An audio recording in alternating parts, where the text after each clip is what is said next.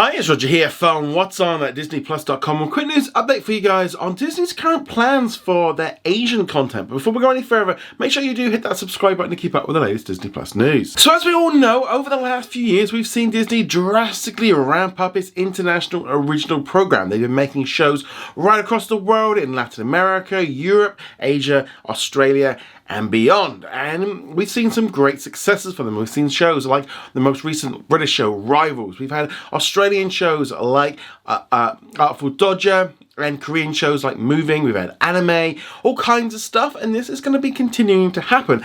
However, we have seen Disney drastically reduce the amount of content it is creating globally as part of its efforts to save money. That's the kind of the key thing here. Bob Iger came back and was like, we are spending way too much money on content chasing Netflix, which we don't need to do, and therefore we need to focus on our quantity less and now focus more on making shows better.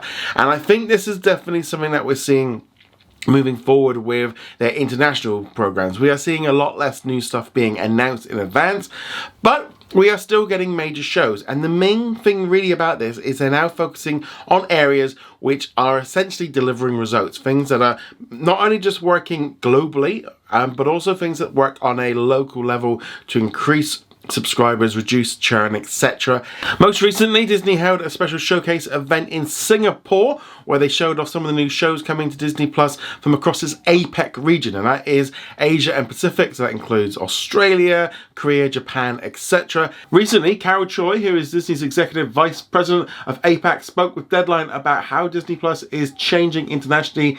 She went on to say, as the market and Disney Plus service continue to evolve, we continue to re-evaluate where we should focus our efforts and, for the lack of a better term, get the most bang out of our buck. If you look at our Southeast Asia product offering, we've pivoted. It used to be a mass strategy just to grab market share. Over the last 3 years since we've launched, we've slowly increased our price to now where we've become a more premium service in order for us to continue to build up its base to what Disney Plus is as a service. She went on to add that Disney Plus has moved onto a pricing level that matches the type of product that they're offering. She went on to add that the last couple of years were like an adjustment period. We've had some great results, so we know that there is demand for it. It's just whether we have the business model that warrants it. Disney Plus has already launched the ad-supported tier in many countries around the world, including across North America and Europe, but it doesn't look like there's going to be one in Asia for a while. She went on to say Asia is particularly difficult because the markets are so different, so there can't be one consistent strategy, especially when you look at the basics of growth, where there is the cable business, advertisers are spending, and whether it's sufficient for us to offer an ad tier. Later this week in the United States, they're going to be adding a new ESPN hub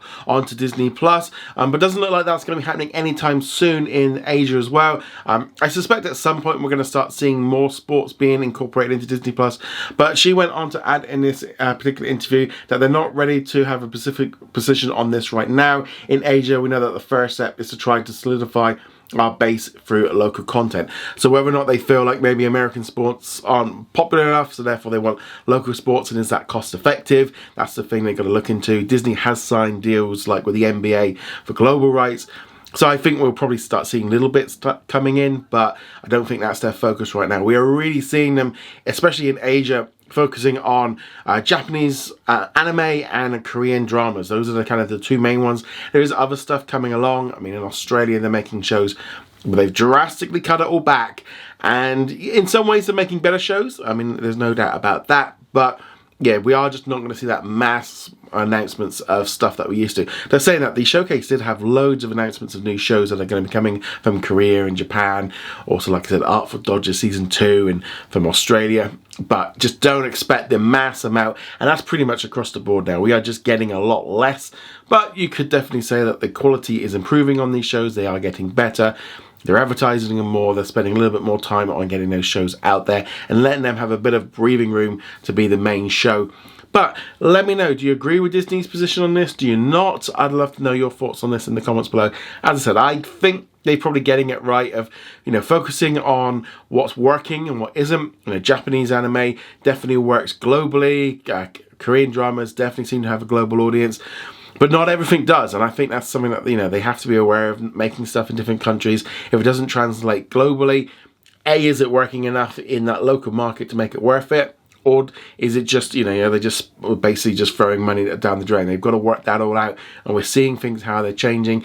But Disney Plus is a global platform. It has to create content for the world and also for different regions and different people, etc. So it can't just all be coming out of, you know, Hollywood or Atlanta. It has to come out of different places. So I definitely think it's one of the great things about Disney Plus is having all these different international stuff, different flavors, different ways of enjoying content.